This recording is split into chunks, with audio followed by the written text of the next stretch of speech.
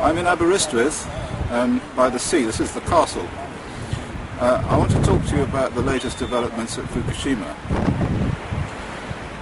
The evidence that's coming out at Fukushima now is that there's an enormous amount of radioactivity spread over a very large area. And my advice has always been that you should evacuate these areas, you should get out. Because although the dose rates, the actual microsieverts per hour, are not very high, and don't amount very much as a dose over a year, the problem is that the higher dose rates signal higher contamination, and this is contaminated by a large number of materials which get inside the body and cause really quite serious health effects, particularly in children. And I'm talking about cesium-137, which gets into heart muscle. I'm talking about strontium-90, which isn't measured, incidentally. Hardly any measurements of strontium-90 have been made. And we're talking about plutonium and uranium, substances which bind to DNA.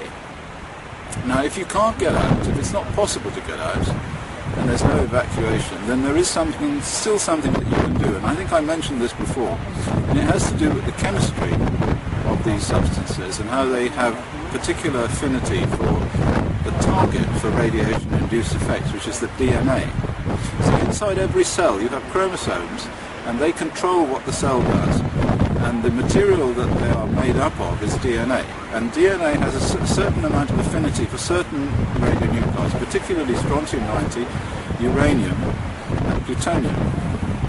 Now, just as you give iodine in order to block the access of radioactive iodine to the thyroid gland, in fact, it's quite reasonable in terms of physical chemistry, standard physical chemistry, nothing peculiar, to give high doses of calcium and magnesium, which would effectively block the access of plutonium and strontium and uranium to the DNA.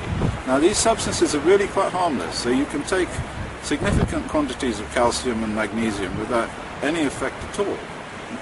You can take a tablet containing about 800 milligrams of calcium, 350 milligrams of magnesium every day for an adult, and then a proportionate amount for a child. So for a child of 10, by weight, about half of that. So you want 400 milligrams of calcium and about 175 milligrams of magnesium.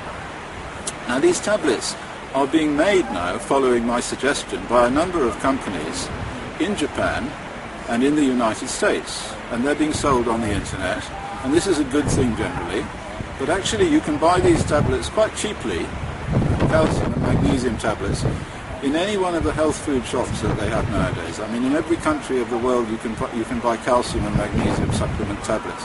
And so my advice is for you to go out there and to buy these tablets and so that you take one a day, because this will effectively reduce the concentration on the DNA of these dangerous radionuclides, if you can't get out, that is.